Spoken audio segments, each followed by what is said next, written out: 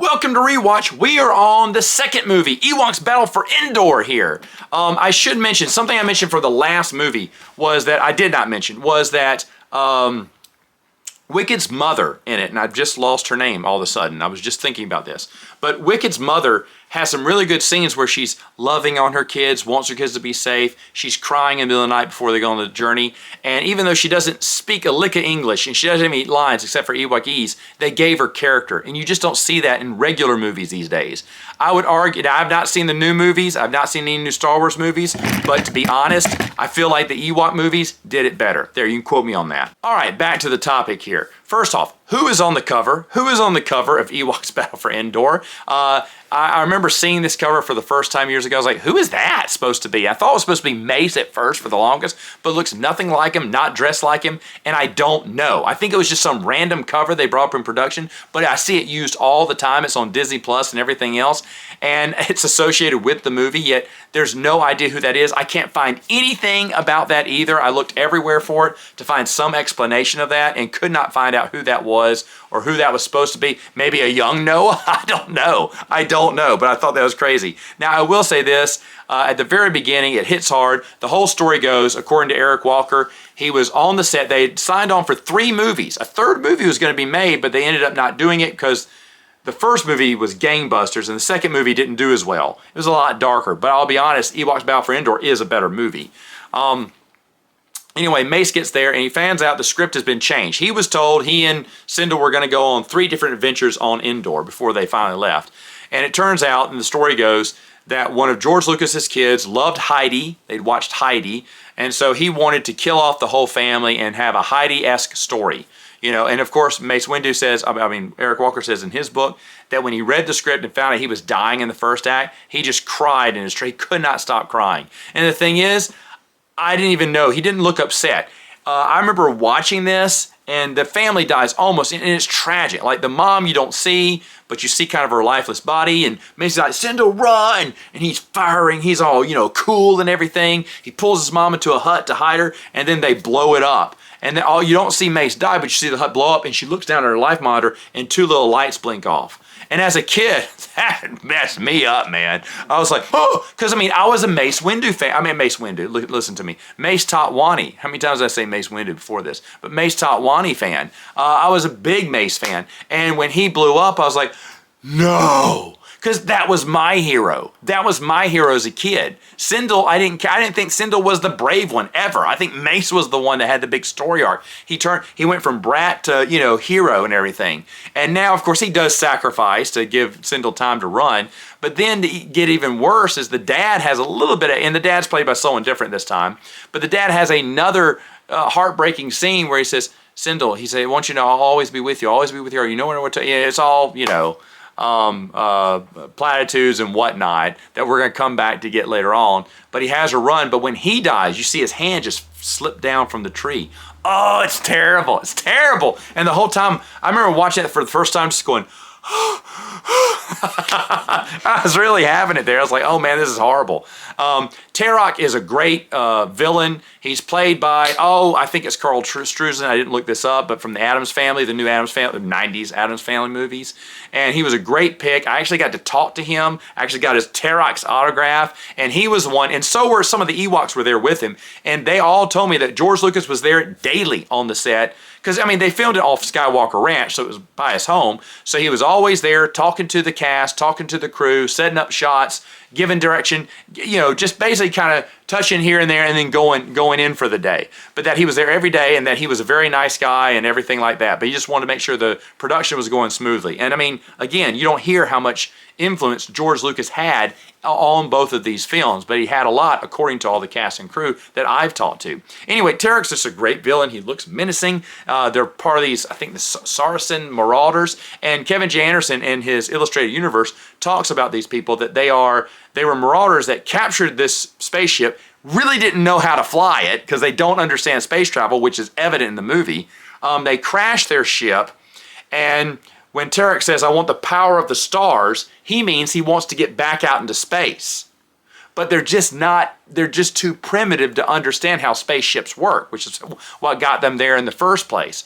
Now, Sherelle, according to Kevin J. Anderson, was a Night Sister. a Dothamir witch. I thought that was great. However, she must not have been a good one either, because I don't think she quite understands the power of the stars. Maybe she says that maybe because she's used to the way Tarak talks. I do like my idea that her ring was stolen from that totem master from the Ewoks cartoon, the one that turned the Ewoks into totems. The ring transformed people. I would like to think that Sherelle was not a very powerful Night Sister. Like, she didn't have that much force ability. She had some, but she saw that ring and said, I can use that. Maybe took it from him, stole it from him. I like to think she killed him. Come on, get out of here. And so now she has the ring and she can transform into the beautiful woman, into the crow and whatnot. So I really like the idea that ring is from the Ewoks cartoon. There is no mention or no connection on that, but anyone with like Daniel Wallace, if he had the time, or anyone else who writes the source books, they definitely would have made that connection, I think, because it just makes complete sense to me. But anyway, Sherelle, whose name is never mentioned. She's never mentioned in the movie. I don't know who gave her that name, but either way, they're really good characters. Another great character is Teek. He's the little guy who runs around real fast. He has a lot of humorous moments. For instance, when he takes them in and Noah comes in and goes, who let you in here? And Teek goes, arr! Like all of a sudden he turns on him, he's just a turncoat. And then of course the whole scene where Noah says, no, don't feed him, no, don't feed those beggars any more of them biscuits. And so when he runs off, Teek runs off and gets the biscuits, comes back, and Noah looks at him and goes, you were hungry. He goes, man. And it's just, I don't know, for some reason, I just love Teek as a character. Teek is great. He's great as a character. There's one where he just runs into a rock. He'd say, Teek, I told you, stop running so fast. And then he starts tiptoeing. But the way he does, he picks his feet up. I don't know, just something about him. I mean, obviously he's there for comedic humor relief, but I just really loved him, and watching him a second time, and I watched this with my kids, and of course they laughed at Teek maybe because I was laughing at Teek, who knows, but Teek was just a really good character. So the new characters that they create for this second film are A+ in my opinion. And by the way, Teek has like a theme music, which I don't think I've noticed before, which I thought was really neat. Now, Noah is played by Wilford Brimley, esteemed actor, who'd worked with a lot of people. It's well documented. He did not like the two brothers that were the directors of this movie. So Joe Johnston, who was later going on to direct things like Jurassic World 3 and Captain America and stuff, he was, I can't remember, he was some higher up. He was moving up the ranks in Lucasfilm, and he got to direct the second unit team, and all of Wilford Brimley's scenes, all of Noah's scenes were filmed with him. But Noah is a great character. You feel for him, a cranky old hermit with a heart of gold. His house feels homely, like he's lived in it for a long time. You feel sad for him when he talks about his buddy when they crashed. The whole story about we were two kids going to rip up the galaxy, crash on our first mission, but he knows his buddy's dead now. And I just love it because you feel for him. He's been kind of all alone for so many years. Now, I did think about this. Does he not know who the Ewoks are? It is possible because Endor's a big planet and Ewoks aren't everywhere, and Noah basically kept to himself. Besides the trip from, his house to his ship, he probably didn't go much anywhere. It seems like, to me, he kind of just stayed in that area and didn't do that much. So it's possible he never saw an Ewok before. But, you don't know what Wicket is? I don't know. Also, when there's a funny scene where Wicket has to wake Noah up and he splashes water on him. And I don't know why. As a kid, I thought that was extremely funny. Now I just smile, but I love little scenes like that. When they follow Noah to the spaceship and he gets caught up in a little, hangs upside, Wicket gets in a trap and the rope pulls him upside down, hangs him from the sky. Noah says, you better watch out. I got worse traps than this. And sure enough, that line pays off later on during the battle where one of the marauders trip a trap and a laser gun points down and shoots him in the chest. That was what Noah was talking about. Holy cow! Holy cow. I wonder if it was written that well. I wonder if that was foreshadowing that I just missed as a kid, or is just happenstance where they just happened to show one of his traps being tripped and killing a marauder. But what if Wicket would have set that trap off and then got shot in the chest with a laser? That'd have been something. Whoa, I wouldn't put past the 80s to do that for me. By the way, the final fight is just so good against Tarak and Noah as they're clashing, and Noah's dodging back and forth. Teek, jumps on top of Tarak for a minute, and Tarak throws him, and you're thinking, well, why didn't Teek come back into the battle? Well, he rolls down, and I notice he hurts his arm, and he's holding his arm like, oh, I just held my arm. So that means he's out of the battle. And of course, it ends with Wicked knocking the ring,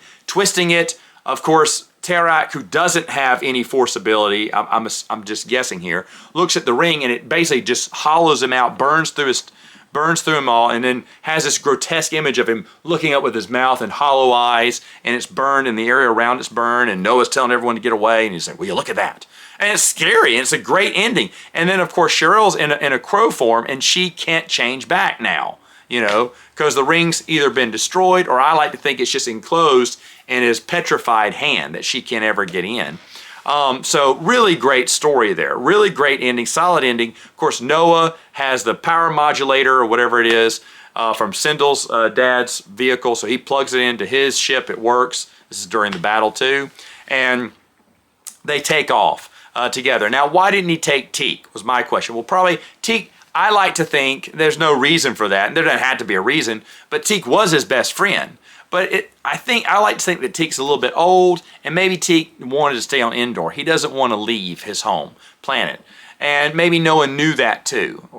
So either way, they leave. There's a lot of goodbyes, and it looked like the end. Now, supposedly, they were gearing for an Ewoks 3, but that's all we know about. It's called Ewoks 3, and Sindel was going to, I guess, return back.